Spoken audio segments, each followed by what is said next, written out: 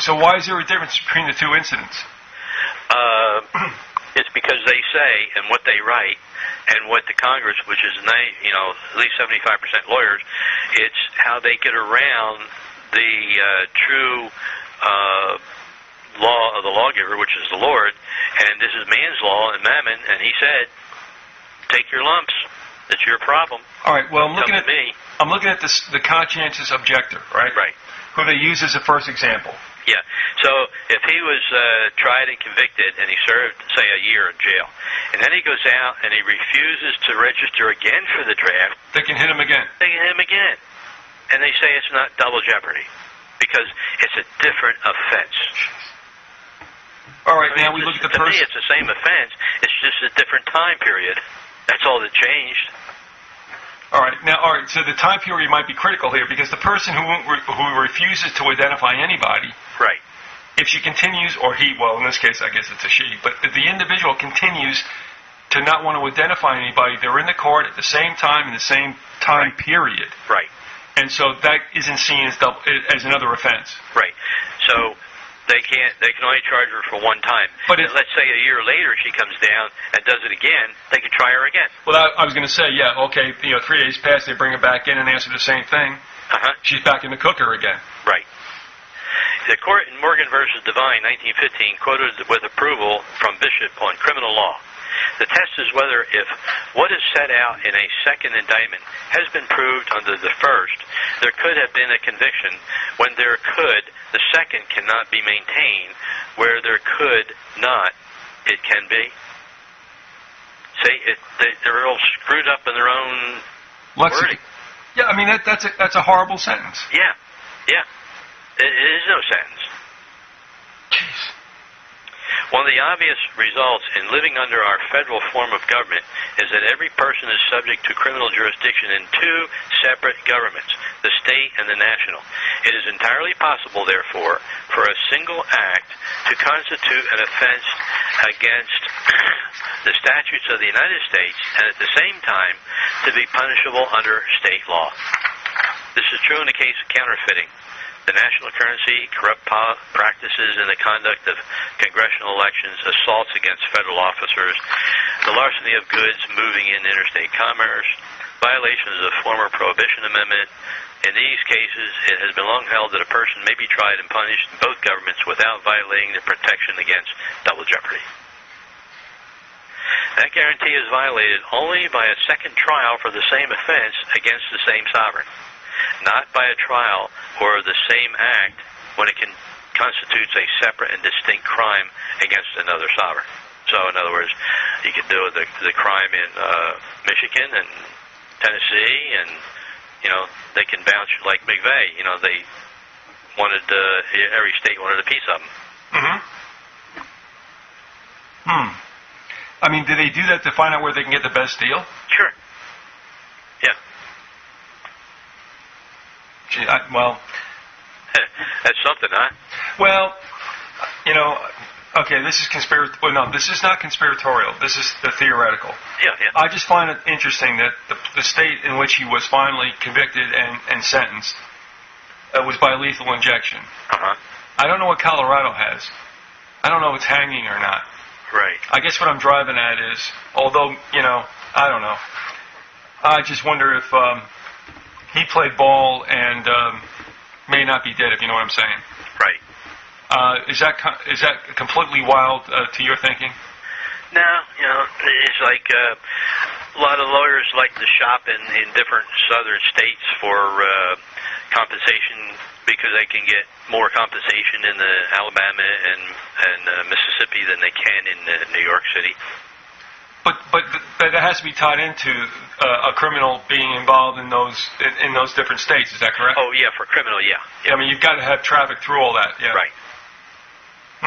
All right.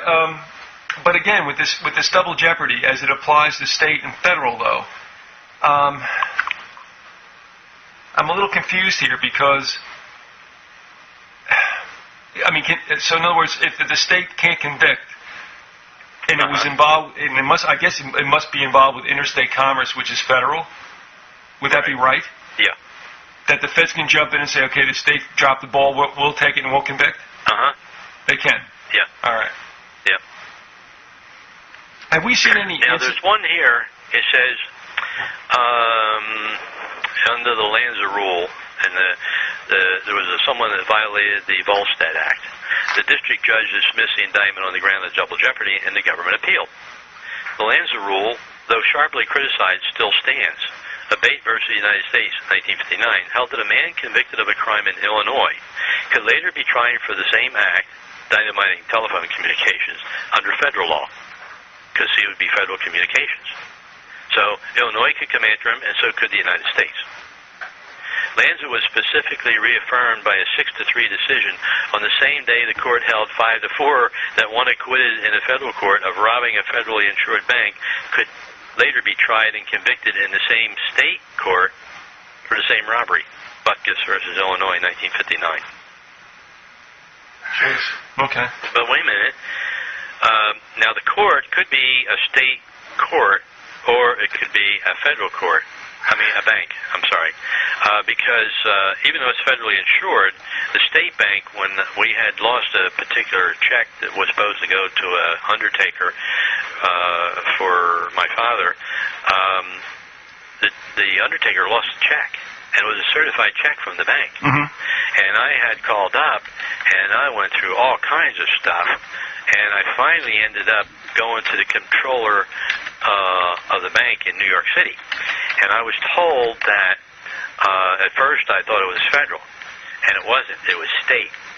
So therefore the state bank, they had nothing to do with it, but yet it was federally insured and everything, and I couldn't get them to issue another check to the undertaker that lost it, based on the fact that it was never cashed.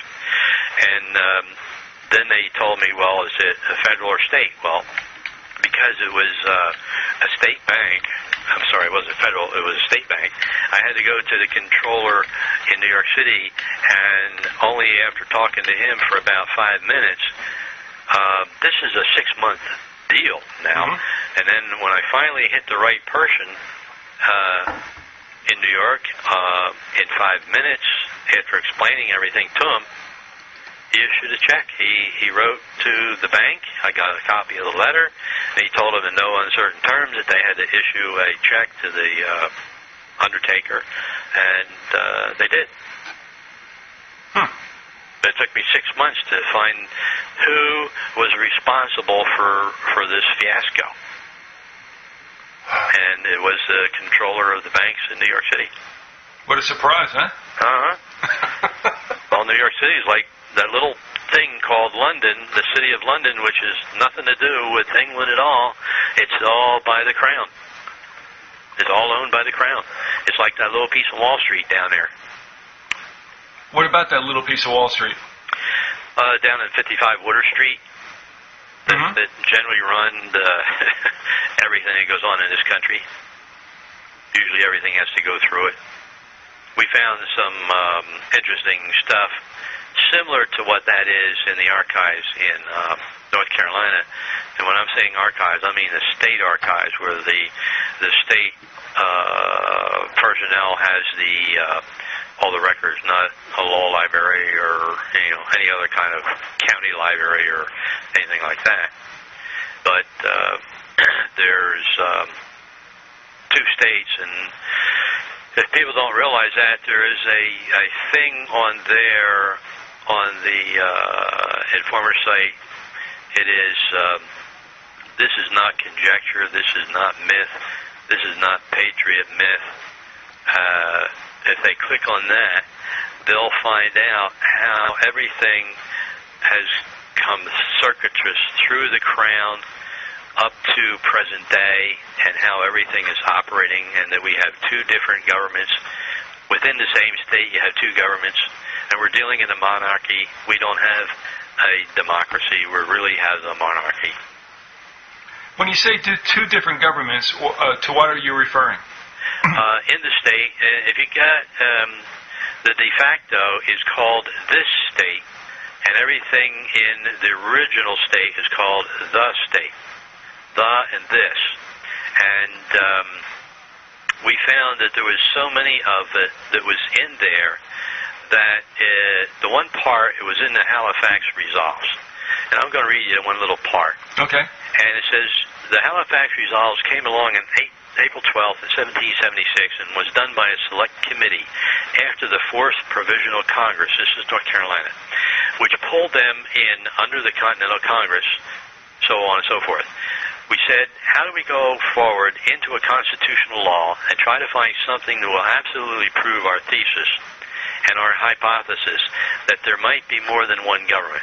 Now, I'm reading right off of what Mr. P said. Mm-hmm. So we started reading, and he's talking about me and a fellow called Fraudbuster and another fella that went actually down into the archives and sat there for 3 days pulling all this stuff and getting it. What archives is this, in North Carolina? Yeah. Right. Okay. So we started reading, and the first thing we find, by the way... And seen as another offense. Right. So... They can only charge her for one time. But let's say a year later she comes down and does it again, they can try her again. Well, I was going to say, yeah, okay, 3 days pass, they bring her back in and answer the same thing. She's back in the cooker again. Right. The court... So why is there a difference between the two incidents? It's because they say, and what they write, and what the Congress, which is, at least 75% lawyers, it's how they get around the true... law of the lawgiver, which is the Lord, and he refuses to register again for the draft. They can hit him again. They can hit him again. And they say it's not double jeopardy because it's a different offense. All right, now we look at the person. To me, it's the same offense. It's just a different time period. That's all that changed.